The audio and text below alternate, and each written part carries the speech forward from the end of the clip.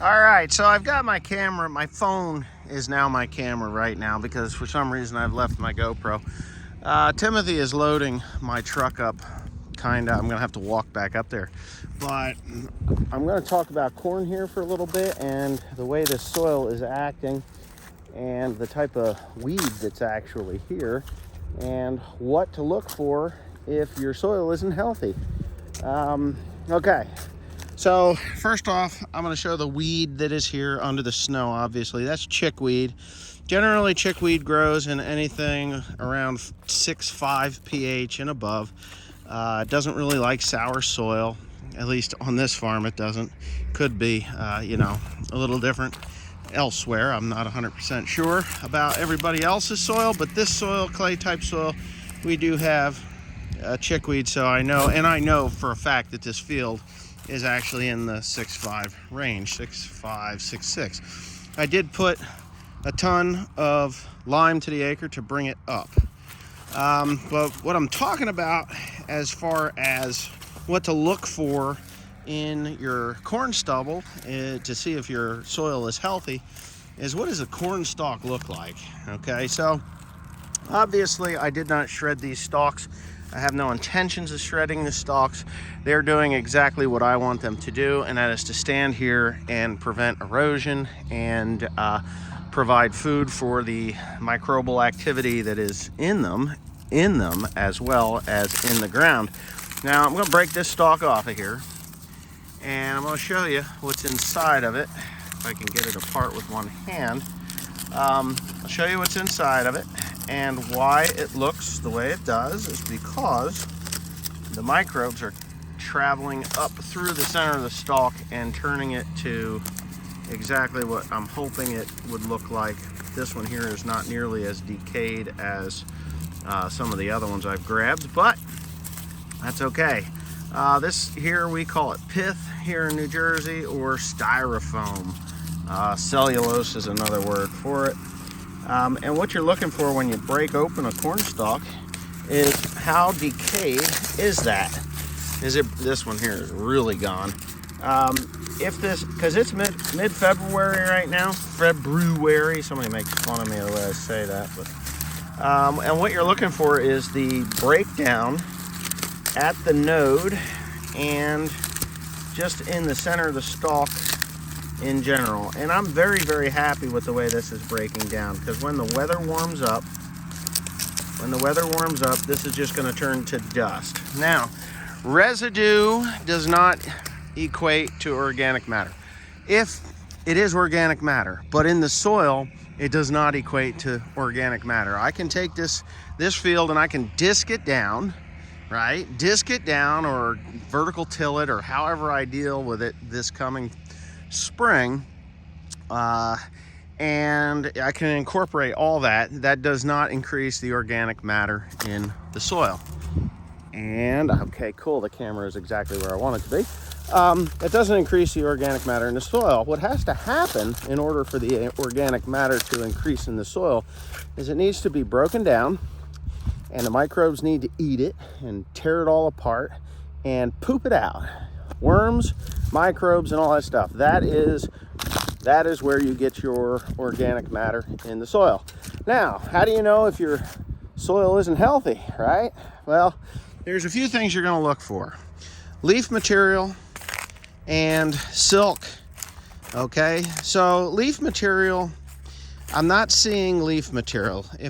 There's really no leaf material, because that's the finest stuff. What's left of the leaf material is pretty much just that center vein that goes up through the leaf and supplies the main, it's basically the main artery of the leaf. That's left. Roots, those brace roots, they're hollowed out because they have the most contact. There's no pith, no styrofoam in those anymore. That's all gone. You're going to see husks. Husks are a little more firm, but these are starting to dissipate, turn into very thin, paper-like, decayed crap. And of course, then you're going to see the cob, right? Cob takes forever. This can take 5-6 years to break down. But at the end of every ear, there is a silk. Now, if you're seeing silks on in here laying on the top, then you know that your soil is dead. Dead, dead, dead. So you're going through here, and it doesn't take long to find some silk if your soil's dead, because on one of my other farms, the soil is dead. It was sod for many years, and the former farmer there, he watches my videos. He needs to go back to agricultural school and learn how to farm. He has really done a horrific job at maintaining any life in the soil, and it is taking me a lot of time and money to get that ground into a decent growing environment for corn or beans. So I haven't found any silks here because I know that, well, I know it's just not here. If you find silks, then you know that there's no microbial activity in your soil. And I mean seriously, if you're finding silks in your field in February, you may as well just figure out some way of getting organic matter in there. You can use manure, stop using insecticides and fungicides and things like that, but you can use manure. Corn actually can deplete organic matter. Wheat, rye, barley, any of those, they're great at putting carbohydrates and organic matter back into the soil. But yeah, believe it or not, corn can actually decrease the amount of organic matter in the soil unless it is broken down properly. And I've said this many times, and I'm sure there's some people that think I'm crazy, but if you see a lot of residue on top of the ground year after year after year, and you can't plant through it, and you actually have to have row cleaners to move it out of the way so you can get the planter unit to the dirt, you've got dead soil. By the time you get to it in the spring, it should be pretty well dust. I mean, I've seen guys, you know, the high-speed discs and the vertical tillage machines, they're really good for sizing that material and making a good soil to residue contact. You really need to think about your fertilizer program and getting the life back in your soil. And there's a lot of things you can do to get the life back into your soil. But there's a lot of people that just don't care, because once you're on the the fertilizer plants, there he is up top. Watch this, we're gonna zooming in. Uh-oh. Oh, that was kind of weird. This is my new iPhone 13 Pro Max, or Max Pro, whatever the hell they call it. I like it. Seems like a decent phone. Crystal clear. Let's see what Mr. Tim's doing. How many you gotta go? 3 more. Oh, you can't push. Lenses are scared. Why? Well, there's 3 of them. Yeah, that's so you can see the receding hairline on my son. Yeah.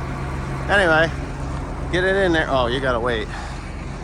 So, anyway, I hope you enjoyed that. I don't know if you did or did not. I don't care if you did or didn't. There's a lot of things that you can learn quite easily, because the internet is a great place to source that information. Anhydrous ammonia is what I was going to say. Will kill your soil faster than anything. And it just does. If you don't believe me, go to somebody that doesn't use anhydrous. Maybe they till in their straw. Maybe they do no-till planting and stuff like that. Pull a soil test and see where that's at versus yours. If you can't get a soil probe into the ground, you're pretty much got dead soil. Healthy soil is soft, very soft. You should be able to take that soil probe and just whoop right in.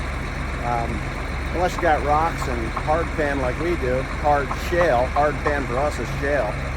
Shale is only about 1.5 feet deep here, so it doesn't mean that the roots of the corn doesn't go down there and utilize the water from it. It just means that when it dries out, it dries out. Right, Tim? Yep.